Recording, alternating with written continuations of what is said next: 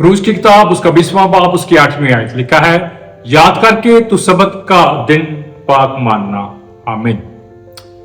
Grammar के एतबार से किसी भी तौर पर ये वर्ष ये नहीं कहती कि इससे पहले भी ये हुक्म जारी किया गया। पैदाइश की किताब के अंदर ये कहा ही नहीं गया कि तू सबत को मानना या हफ्तावार छुट्टी करना।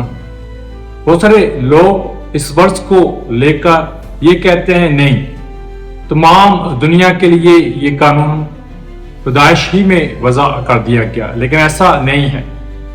अगर मैं इस तरह समझूं भी तो खरूज की किताब के अंदर उसके 16वें बाब में खुदा ने सबत को इंट्रोड्यूस किया और वहां पर जब मन बरस रहा था तो उन्हें बताया, 7वें दिन तुमने मन को जमा नहीं करना, मैं खुद मुहैया करूंगा। तो इस तौर पर खुदा ने पहले से बता दिया कि मैं प्रोवाइड करूंगा, प्रोविजन मेरी तरफ से है, तुम्हें 7वें दिन आराम करना है। और फिर उसके बाद बाकायदा तौर पर उसे कानून के तौर पर नाफिज किया। सबत का मतलब आराम है। और अगर मैं पैदाइश की किताब के अंदर देखूं तो खुदा ने 6 दिन काम किया और 7वें दिन आराम का मतलब ये नहीं है कि 8वें दिन फिर से काम शुरू कर दिया, नहीं, वो मुकम्मल आराम है। इस बात को गहरे तौर पर समझने की जरूरत है। और अगर सबत को कानून के तौर पर किसी कौम को दिया गया तो बनी इसराइल है। सारी दुनिया और सारी कौमों को सबत के तौर पर इंट्रोड्यूस नहीं किया गया। मुझे ये समझने की जरूरत है। और जब मैं मसीहों की बात करता हूं तो मैं पहले कह चुका हूं, सबत का मतलब आराम है। और जब गुनाह लोगों की जिंदगियों के अंदर आ गया तो फिर से उन्हें सबत की जरूरत पड़ी, लेकिन ये सबत अबदी है। यीशु मसीह सलीब पर के उन्होंने अपना खून बहाया, कफारा अदा किया, काम को मुकम्मल किया। मुकम्मल करेंगे नहीं, मुकम्मल किया।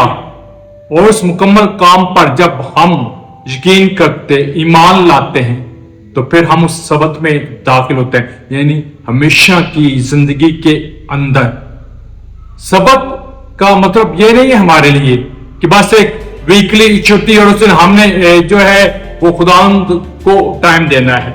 ये अच्छी बात है, बुरी बात नहीं है, लेकिन सबत का गहरे तौर पर जानना जरूरी है। यीशु मसीह में मुझे आराम मिला है।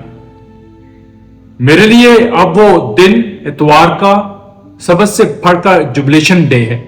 और अगर सबत के तौर पर मैं उसे देखूं तो फिर मैं लोग जो हैं उन्हें ये कहना चाहता हूं कि सबत का दिन अगर इतवार है, अगर लोग समझते हैं तो इसका मतलब है उस दिन मुझे आराम मिल चुका, मिलेगा नहीं।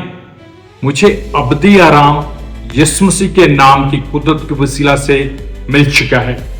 बहुत सारे लोग जो उससे दूर हैं वो आए और अबदी आराम पाए। सबत का मतलब मेरे लिए, एक मसीही के लिए ये नहीं है कि मैं स्पिरिचुअली आराम करूंगा।